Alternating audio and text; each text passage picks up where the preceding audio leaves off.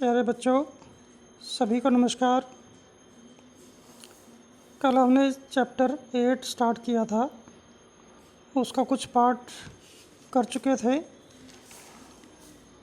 उसके बाद इसी चैप्टर का नेक्स्ट पार्ट है 6th property of D block element.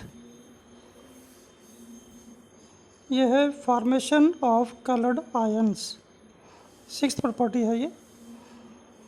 जितने भी ट्रांजिशन मेटल्स कंपाउंड हैं ये जनरली कलर्ड होते हैं। किस में? या तो सॉलिड स्टेट में या फिर एक्वस सॉल्यूशन की फॉर्म में।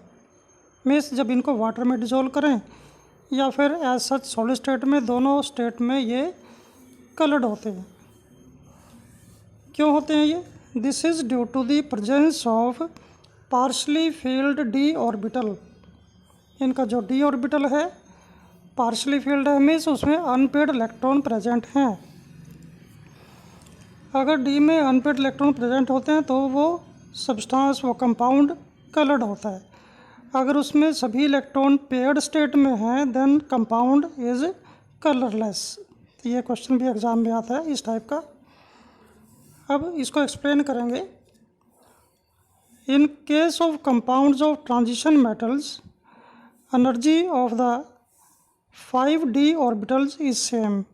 सभी d ऑर्बिटल की एनर्जी सेम होती है। But due to diffuse shape of d orbital they have slightly different energies. क्योंकि d के जो ऑर्बिटल हैं उनकी डिफ्यूज शेप है, इसलिए उनकी एनर्जी भी एनर्जी में थोड़ा डिफरेंस होता है। When ligands strike these orbitals from different distances, these d orbitals split up into two energy levels. जब लिगेंड इनके साथ स्ट्राइक करते हैं तो ये 5d orbital 2 different energy level में स्प्लिट हो जाते हैं। और 2 एनर्जी लेवल में जब स्प्लिट होते हैं, इस प्रोसेस को हम कहते हैं crystal field splitting theory. CFT short में कहते हैं।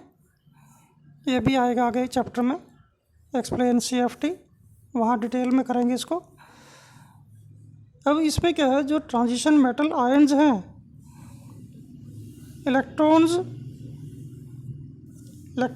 Can be easily promoted from one energy level to another।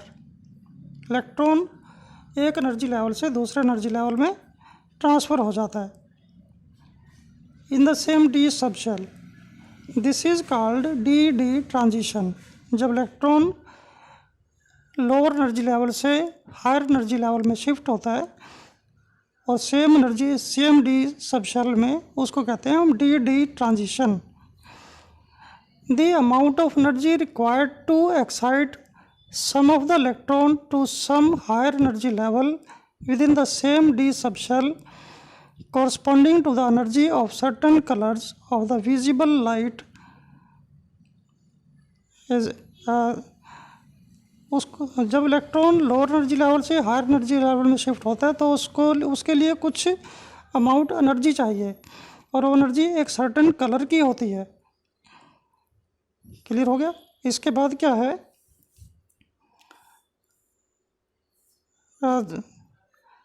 therefore when white light fall on the transition metal compound, some of its energy, white light में 7 colour होते हैं, 7 colour की energy होती है, different colour की होती है। तो क्या है, when white light fall on the transition metal compound, some of its energy corresponding to color is absorbed and electrons jump to some higher energy level। जब लाइट ट्रांजिशन मेटल पे पड़ती है तो उसमें से कुछ एनर्जी वो कंपाउंड एब्जॉर्ब करता है, उससे क्या इलेक्ट्रॉन जंप करते हैं हायर एनर्जी लेवल में। The excess of other colours, जो कलर बच गए उनकी एनर्जी भी होगी कुछ ना कुछ। The excess of other colours of white light are transmitted to our eyes. जो कलर बच गए उनकी एनर्जी या उनके कलर हमारी आइज़ में ट्रांसमिट हो जाते हैं। And compound appears coloured. Compound हमें कलर्ड नज़र आता है। इसके बाद नेक्स्ट प्रॉपर्टी है मैग्नेटिक प्रॉपर्टीज़। मैग्नेटिक प्रॉपर्टी क्यों होती है?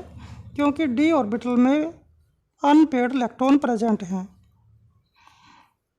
And this property, it means this property depends upon the number of unpaired electron in the d orbital.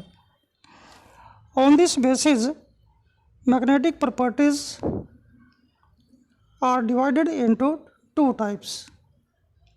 To type में डिवाइड हो जाती है। कौन कौन सी? Paramagnetic substances and diamagnetic substances. Paramagnetic substances क्या हैं? Those substances which are attracted by the magnetic field are called paramagnetic substances। जो मैग्नेटिक फील्ड अट्रैक्ट करे उन सब्सटेंस को कहते हैं paramagnetic substances, and this character is due to the presence of unpaired electron in the d orbital. तो ये था paramagnetic. और सेकंड है डायामैग्नेटिक सब्सटेंसेस।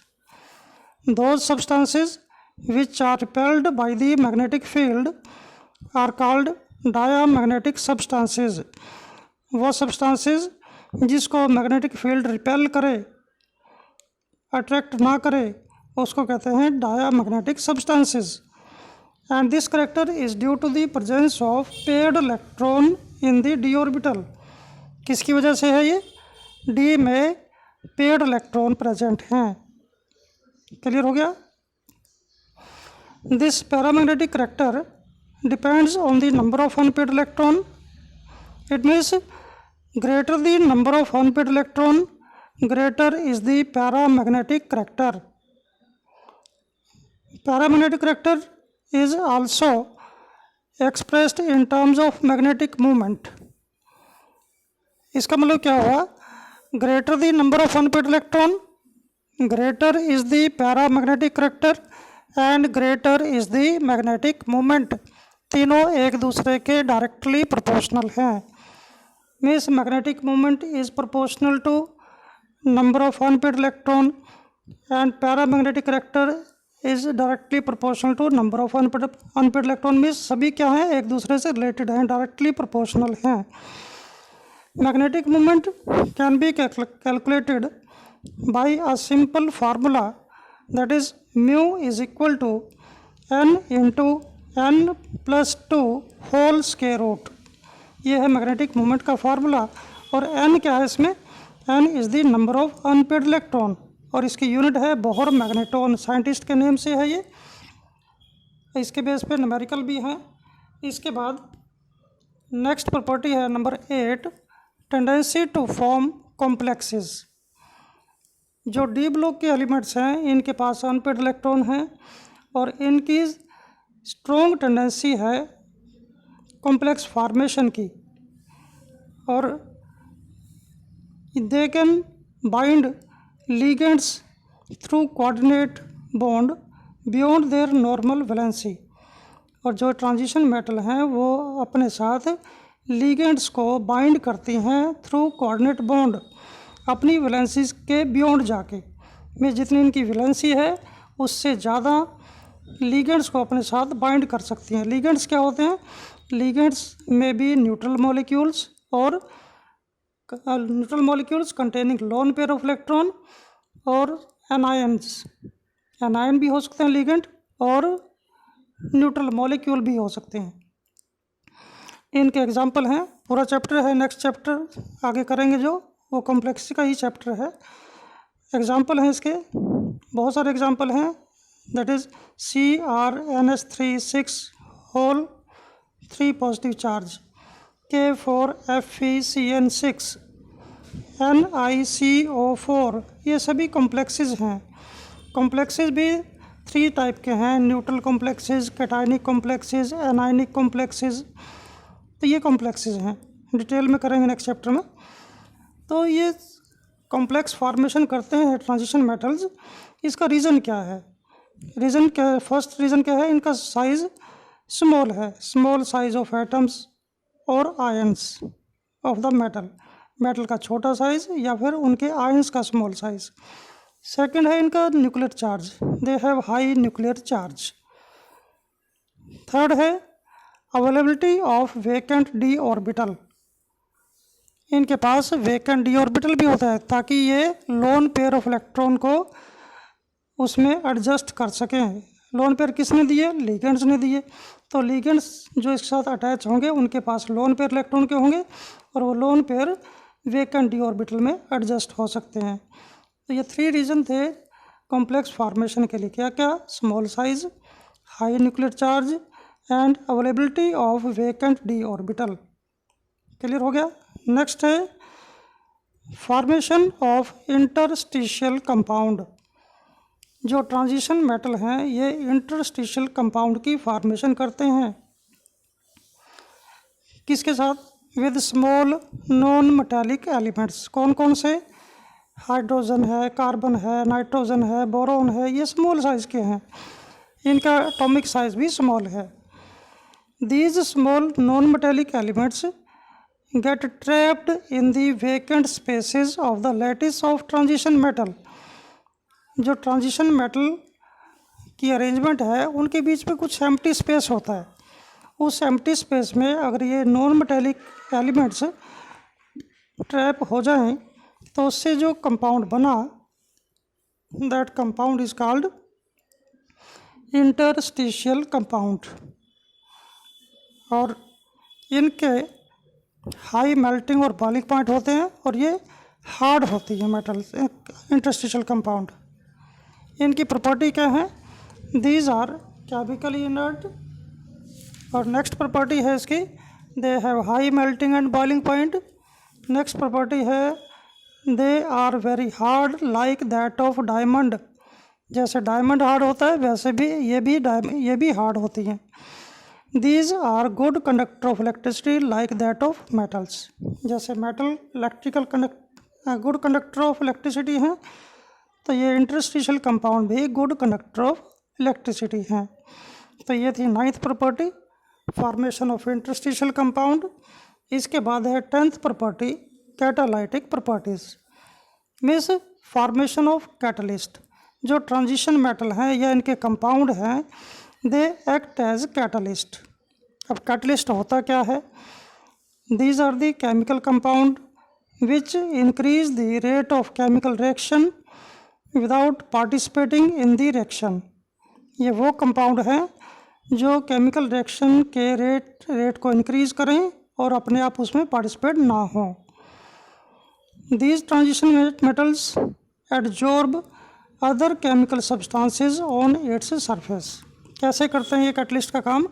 ये दूसरे सब्सटेंसेस को, रिएक्टिंग सब्सटेंसेस को अपने सरफेस के ऊपर एडजॉर्ब कर लेते हैं और फिर उनको ऐसी साइट प्रोवाइड करते हैं ताकि वो आपस में कोलाइड हों और कोलाइड होने के बाद प्रोडक्ट की फॉर्मेशन करें। जब ये प्रोडक्ट बना देते हैं तो उनको अपने सरफेस से अलग कर देते हैं और ये रिएक्शन और उस कंपाउंड की फॉर्मेशन में से अपने आप को अलग कर देते हैं। तो कैसे? ये एक रिएक्शन को शॉर्ट पाथ प्रोवाइड करते हैं और लो एक्टिवेशन एनर्जी से रिएक्टेंट को प्रोडक्ट में कन्वर्ट करते हैं। एग्जांपल है इनके, कॉपर है, प्लेटिनम है, निकल है, पैलेडियम है, जिंक ऑक्साइड है, वैनेडियम पेंटाऑक्साइड है, मैग्नीज डाइऑक्साइड है। ये सभी क्या हैं? कैटलिस्ट हैं। और इनको कैटलिस्ट को हम यूज़ करते हैं डिफरेंट रिएक्शंस के रेट को इंक्रीज़ करने के लिए। सिंपल से एग्जांपल है हैबर प्रोसेस। हैबर प्रोसेस सभी को पता है, एक बहुत इंपॉर्टेंट रिएक्शन है for the formation of ammonia. When nitrogen combine with hydrogen in the presence of iron as a catalyst it form ammonia. Second है contact process for the formation of sulphuric acid. इसमें एक reaction आती है formation of sulphur trioxide.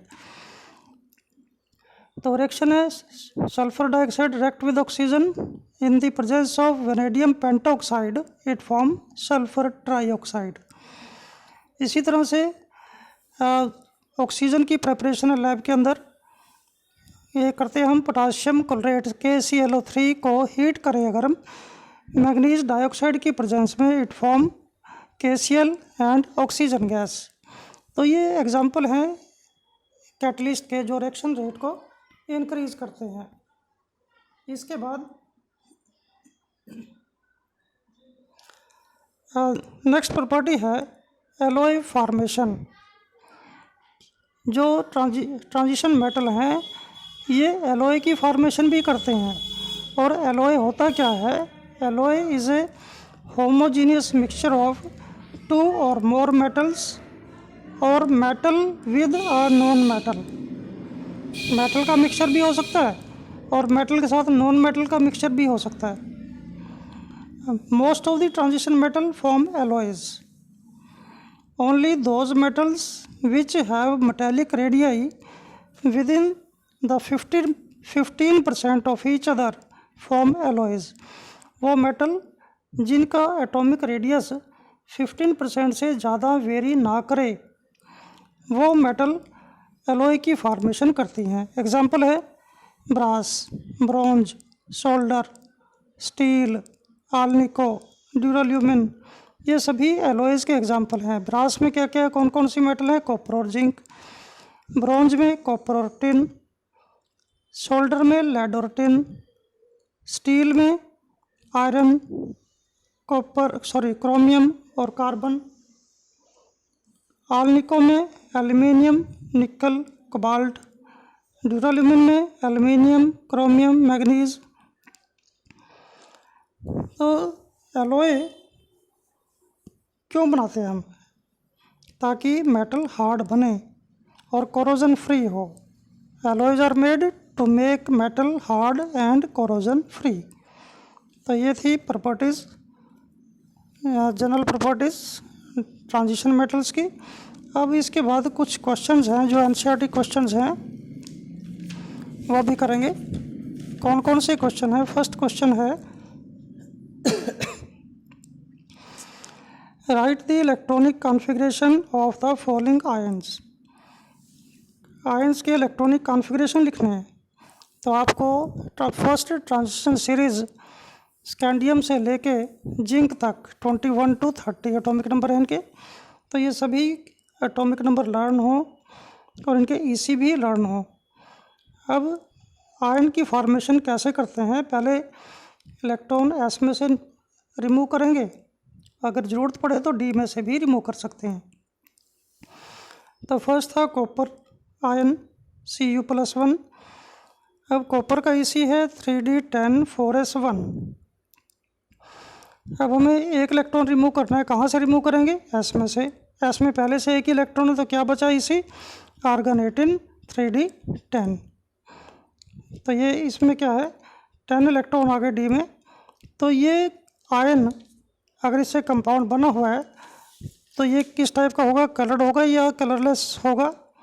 तो ये colourless है। क्यों? क्योंकि सभी इलेक्ट्रॉन पेयर्ड स्टेट में हैं।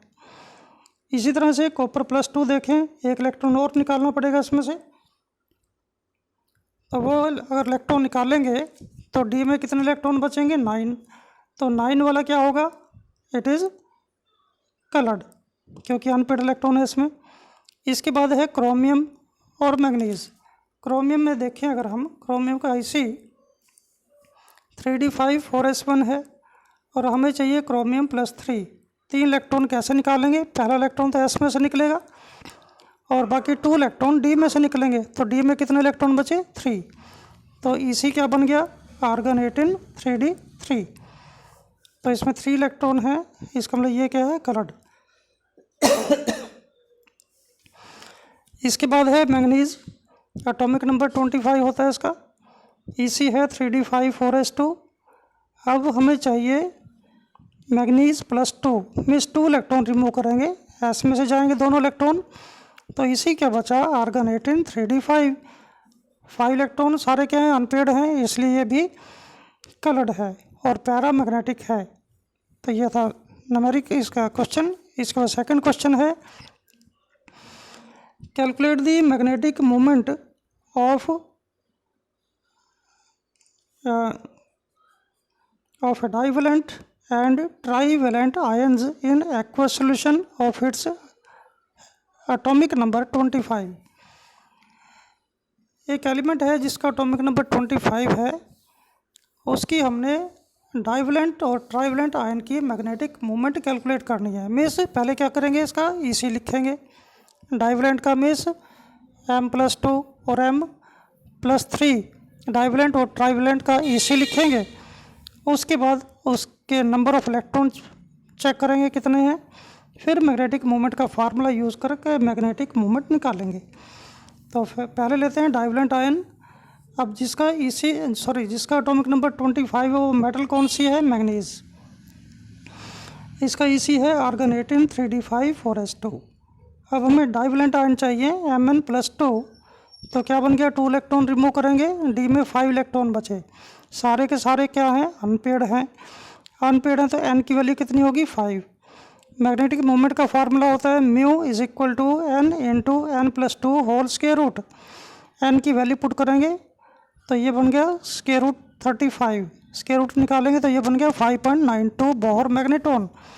तो ये आगे डाइवेलेंट आयन की मैग्नेटिक मोमेंट। अब हम निकालेंगे ट्राइवेलेंट आयन की मैग्नेटिक मोमेंट। तो ट्राइवेलेंट में एक इलेक्ट्रॉन D में से और निकल जाएगा, तो D में कितने इलेक्ट्रॉन बचे, 4। तो 4 के 4 क्या है, अनपेड है, तो N की वैल्यू कितनी हुई, 4। इसमें भी वही same formula μ = N × N+2 whole square root.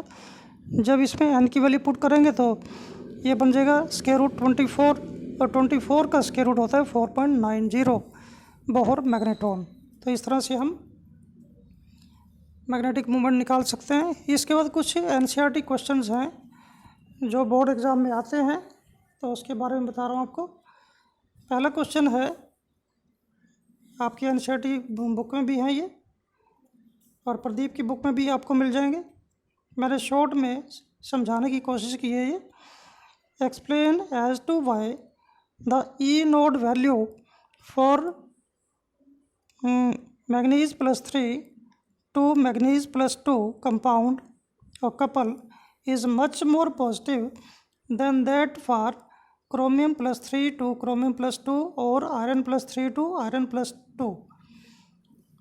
हमने ये बताना है जो मैग्नीज आयन का कपल है इसकी E node value, E node का मतलब electrode potential value, standard electrode potential value ज़्यादा है, मच मोर पॉजिटिव है, किसके कंपैरिजन में, क्रोमियम आयन के कपल में के कंपैरिजन में और आयरन आयन के कंपैरिजन में। सबसे पहले आपको इनका EC पता होना चाहिए।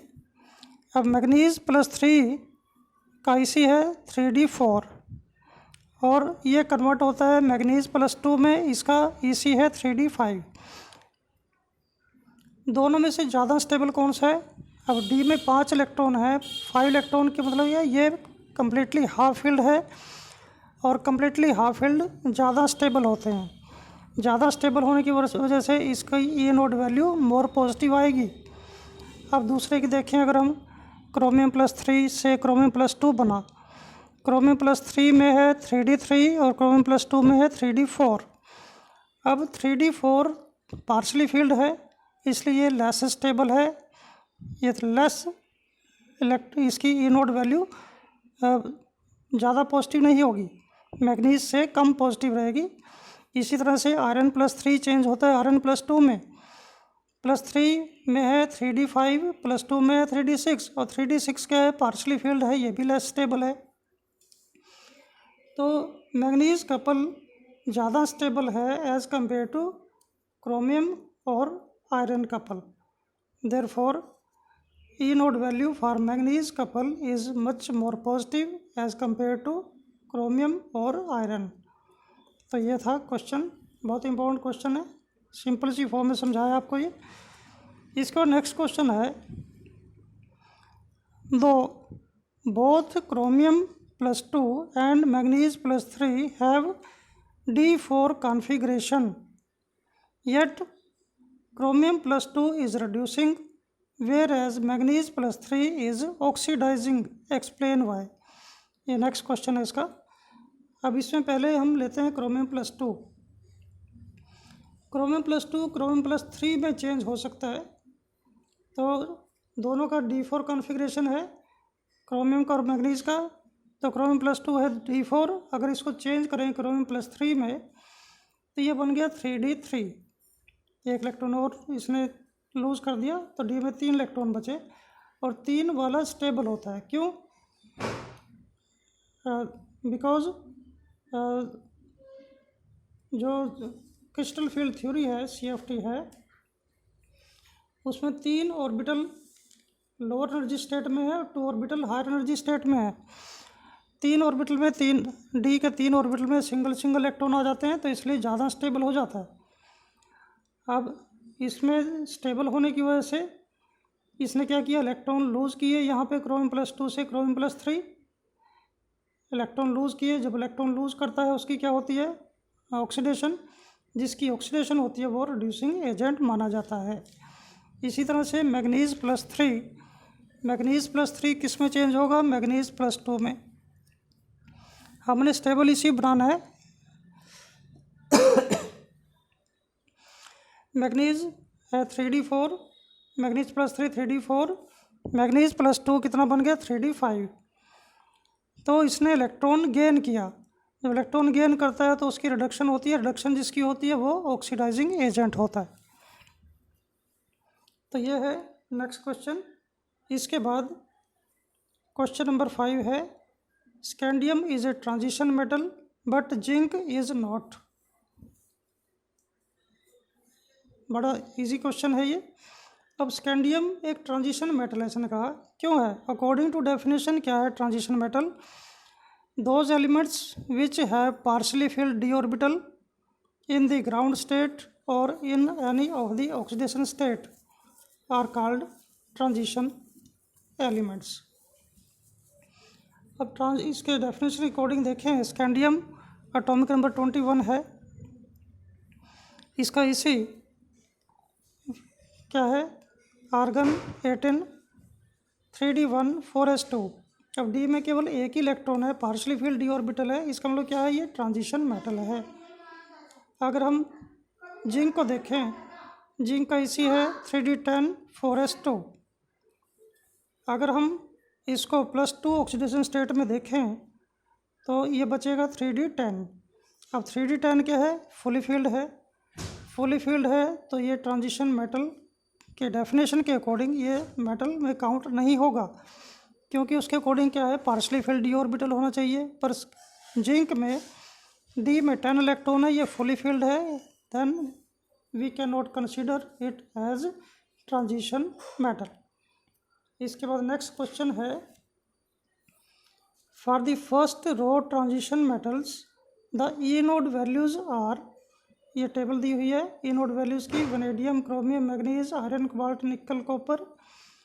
हमने ये बताना है इसमें जो इरेगुलरिटी है वैल्यूज़ में, ई नोड वैल्यूज़ में, वो क्यों है।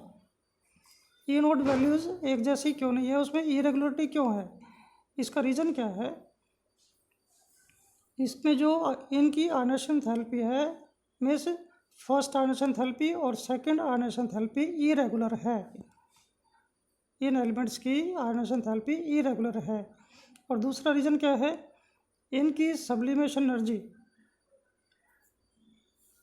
बहुत कम है। किसमें, वनेडियम में और मैग्नीज में, क्योंकि इनकी इनोड वैल्यू दोनों की सेम है, -1.8 -1.18, दोनों की इनोड वैल्यू सेम है। और ये इनकी जो सब्लिमेशन एनर्जी है बहुत कम है एज़ कम्पेयर टू अदर। कितनी है, वनेडियम की है 470 और मैग्नीज की है 240 किलो जूल पर मोल। इसका नेक्स्ट क्वेश्चन है 7th, why do transition elements exhibit higher enthalpy of atomization. ये पहले हो चुका। वैसे जो ट्रांजिशन मेटल हैं इनकी हाई एंथैल्पी ऑफ एटमाइजेशन क्यों है, रीज़न क्या है, because they have large number of unpaired electron in their atoms and therefore they have stronger interatomic interactions and strong bonding between their atoms। इस bonding को break करने के लिए ज़्यादा एनर्जी चाहिए, इसलिए इनकी इंथैल्पी ऑफ एटमाइजेशन ज़्यादा है। नेक्स्ट क्वेश्चन है, what is meant by disproportionation of an oxidation state.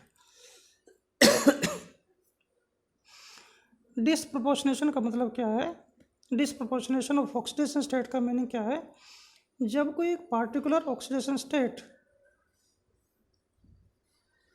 अपनी ऑक्सीडेशन स्टेट से कम हो या उससे ज़्यादा हो तो उसको कहते हैं हम disproportionation of an oxidation state, means less stable हो उससे या ज़्यादा स्टेबल हो।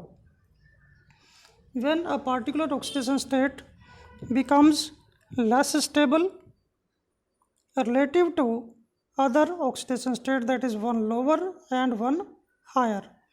less stable oxidation state, चाहे वो उससे कम हो ऑक्सीडेशन स्टेट या फिर उससे ज़्यादा हो। एग्जाम्पल है इसका MnO4 3 negative plus 4 hydrogen ion give rise to MnO4 negative plus MnO2 plus H2O। अब हम कंपेयर करेंगे मैग्नीज की ऑक्सीडेशन स्टेट। मैग्नीज की रिएक्टेंट में है +6 ऑक्सीडेशन स्टेट, प्रोडक्ट में है +7 और +4। अब देखो +6 रिएक्टेंट में है, प्रोडक्ट में +7। +7 का मतलब क्या है, +6 से ज़्यादा होगी और +4 +6 से कम होगी, तो ये होगी डिसप्रोपोर्शनेशन। और ये दोनों ऑक्सीडेशन स्टेट अगर हम इसमें देखें स्टेबिलिटी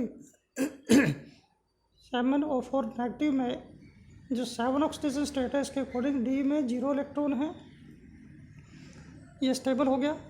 और मैग्नीज में +4 है, इसमें 3d3 है, ये भी स्टेबल है। मीन्स जो मैग्नीज +6 है ये लेस स्टेबल है as compared to other 2 oxidation state, one lower and one higher. इसके बाद नेक्स्ट है which one of the following give coloured ions in aqueous solution, cobalt +2, scandium +3, chromium +3। ये question पहले भी करा दिया मैंने आपको। इसमें क्या करना है, पहले EC कैलकुलेट करना है। EC के अकॉर्डिंग आपने चेक करना है अगर डी में कोई भी इलेक्ट्रॉन अनपेयर्ड है तो वो कलर्ड है, अगर डी में इलेक्ट्रॉन्स सभी के सभी इलेक्ट्रॉन पेयर्ड स्टेट में है तो वो कलरलेस है। तो ये था आपका आज का टॉपिक। Thank you.